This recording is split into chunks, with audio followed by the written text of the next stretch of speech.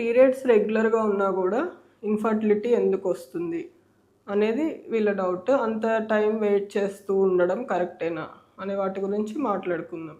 జనరల్గా ఏంటంటే లేడీస్లో ఓవ్యులేషన్ కరెక్ట్గా అవుతుందా లేదా అనే దాన్ని బట్టి, నెక్స్ట్ ట్యూబ్స్ కూడా ఓపెన్ ఉన్నాయా, ఇంకా లైనింగ్ ఎండోమెట్రియల్ లైనింగ్ కరెక్ట్గానే ఉందా, ఈ ఫ్యాక్టర్స్ని బట్టి ప్రెగ్నెన్సీ అనేది డిపెండ్ అవుతుంది. దాంతోపాటు మేల్లో అయితే సెమెన్ టెస్ట్ నార్మల్ ఉందా లేదా అనేది కూడా చూస్తాము. సో ఓవ్యులేషన్ కరెక్ట్గా అవుతుంది, లైనింగ్ కరెక్ట్గా పెరుగుతుంది అంటే మోస్ట్లీ పీరియడ్స్ అనేటివి రెగ్యులర్గా వస్తాయి. అవి కాకుండా కానీ ఇన్ఫర్టిలిటీకి అదర్ రీజన్స్ కూడా ఉంటాయి. ఆ ఎగ్ క్వాలిటీ ఎలా ఉందో తెలియదు. నెక్స్ట్ వచ్చి ట్యూబల్ కాజెస్, ట్యూబ్స్ ఏమన్నా బ్లాక్ ఉండొచ్చు. నెక్స్ట్ ఇంకా ఎండోమెట్రియంలో కూడా లైనింగ్ కరెక్ట్గా పెరుగుతున్నా కూడా ఇంకా అదర్ రీజన్స్ ఏదన్నా ఎండోమెట్రియోసిస్, ఎడినోమయోసిస్ ఇలాంటి ఫ్యాక్టర్స్ కూడా ఉండొచ్చు అనమాట.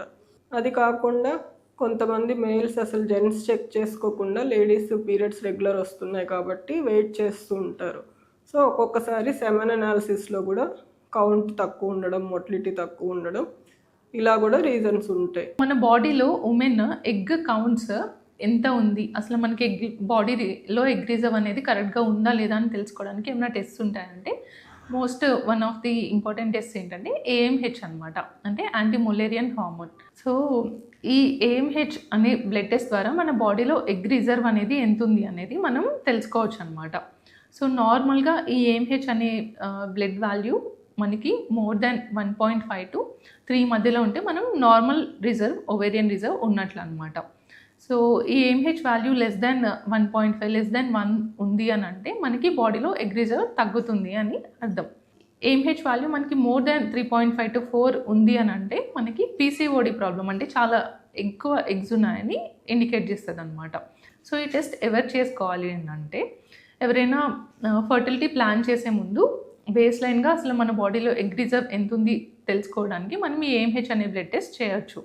అండ్ ఎవరైనా ప్రెగ్నెన్సీ లేట్గా ప్లాన్ చేస్తున్నా, లేదంటే ఫ్యామిలీలో ఎవరికైనా ఎర్లీగానే పీరియడ్స్ ఆగపడము, ఎర్లీగా మెనోపాజ్ ఉంది, ఇలాంటి హిస్టరీ ఉన్న వాళ్ళు కూడా ఈ ఏఎంహెచ్ అనే టెస్ట్ కన్సిడర్ చేయొచ్చు అనమాట. సో ఏఎంహెచ్ బాగుంది అని అంటే మనకి ఇంకొంచెం టైం ఉంది ప్రెగ్నెన్సీ ప్లాన్ చేయడానికి అని అర్థం. ఎండోమెట్రియల్ స్క్రాచింగ్ అంటే ఏంటి? సో దీనివల్ల మనకి ఏం బెనిఫిట్స్ ఉంటాయి? సో ఎండోమెట్రియల్ స్క్రాచింగ్ అంటే మనము గర్భసంచి పొరను ఒక చిన్న క్యాథెటర్ ద్వారా మనము స్క్రాచ్ చేయడం ద్వారా మనకు దానివల్ల ఏ రకంగా బెనిఫిట్ ఉంటుంది అండ్ ఎలాంటి వాళ్ళలో ఇది సజెస్ట్ చేస్తాము.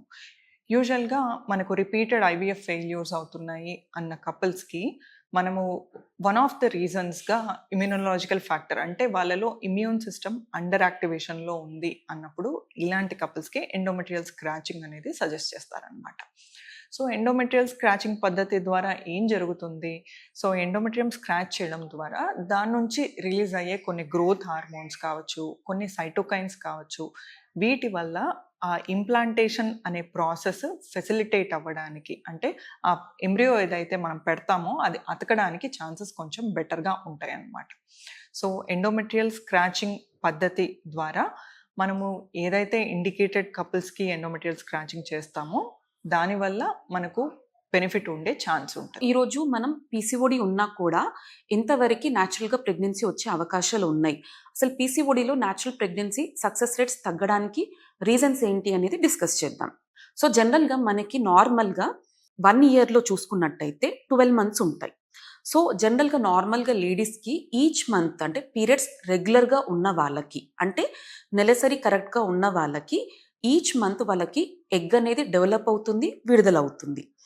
సో అలా చూసుకున్నట్టయితే 1 yearలో వాళ్ళకి 12 times పీరియడ్స్ వస్తాయి. అండ్ ఈచ్ మంత్ మనకి ఎగ్ డెవలప్ అయి విడుదలైనప్పుడు ప్రెగ్నెన్సీ వచ్చే అవకాశాలు కూడా ఉంటాయి అన్నమాట. But coming to PCOD women, ఈ పీసీఓడితో సఫర్ అవుతున్న ఉమెన్కి ఏం జరుగుతుంది అంటే చాలామంది పీరియడ్స్ అనేటివి ఇర్రెగ్యులర్గా ఉంటాయి. కొంతమందికి 2 monthsకి ఒకసారి, కొంతమందికి 3 monthsకి ఒకసారి, మరి కొంతమందికి ఓన్లీ టాబ్లెట్స్ వేసుకుంటేనే పీరియడ్స్ వస్తూ ఉంటాయి అన్నమాట. అంటే వీళ్ళ దాంట్లో మెయిన్ ప్రాబ్లం ఏంటి అంటే ఎగ్ డెవలప్మెంట్ అండ్ అలాగే ఎగ్ విడుదల అవ్వడం అన్నమాట.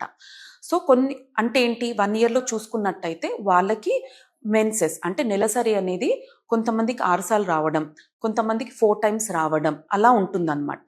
సో దీని పరంగా చూసుకున్నట్టయితే సహజంగా వచ్చే ప్రెగ్నెన్సీ అనేది ఆటోమేటిక్గా మనకి 50% అనేది తగ్గింది. ఈరోజు మనం ఈ వీడియోలో ప్రెగ్నెన్సీ రావాలి అంటే సీమన్ అనాలిసిస్లో సీమన్ పారామీటర్స్ ఎలా ఉండాలి అన్న టాపిక్ గురించి మాట్లాడుకుందాం.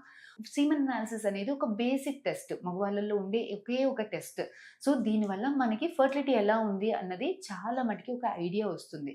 సీమన్ అనాలిసిస్ ఇచ్చేటప్పుడు మీరు 2 to 7 days గ్యాప్ ఉండేలాగా, హస్బెండ్ వైఫ్ కలవకుండా 2 to 7 days గ్యాప్ ఉండేలాగా చూసుకోవాల్సింది ఉంటుందండి. సో సీమన్ అనాలిసిస్లో మనకి రిపోర్ట్లో చాలా పారామీటర్స్ ఎవాల్యుయేట్ చేస్తాం. అందులో ఇంపార్టెంట్వి 5 పారామీటర్స్. ఒకటి వాల్యూమ్ ఎంత ఉంది, వాల్యూమ్ మినిమం ఇస్ 1.5 ml అండి. మరీ తక్కువగా ఉంటే ఏమన్నా ఇన్ఫెక్షన్స్ వల్ల వచ్చే దారిలో ఏమన్నా బ్లాకేజెస్ ఉన్నాయా అన్నట్టుగా మనకి డౌట్ అనేది వస్తుంది. సెకండ్, స్పర్మ్ కౌంట్ అనేది 15 మిలియన్ల కన్నా ఎక్కువగా ఉండాలి. థర్డ్ ఇస్ కదలికలు అండి. స్పర్మ్ కదలికలు మినిమం 100లో 32 స్పర్మ్స్ అన్నా ముందు కదులుతూ ఉండాలి. ప్రోగ్రెసివ్ మొటిలిటీ అని అంటారు. న్యాచురల్ గా ప్రెగ్నెన్సీ ట్రై చేయాలి అంటే these are the minimum basic requirements. Last parameter is morphology అండి. అంటే షేప్ ఎలా ఉంది, కణం చూసినప్పుడు సైజు, హెడ్, నెక్, టెయిల్ సైజుల ప్రకారం ఉందా, షేప్స్ అంతా కరెక్ట్గా ఉందా, 100లో 4 స్పర్మ్స్ అన్న షేప్ ప్రకారం ఉండాలి. ద ఫిఫ్త్ పారామీటర్స్ ఏంటి అని అంటే పస్ సెల్స్ ఉన్నాయా, లోపల ఏదైనా ఇన్ఫెక్షన్ సెల్స్ ఉన్నాయా. So this is the basic requirement.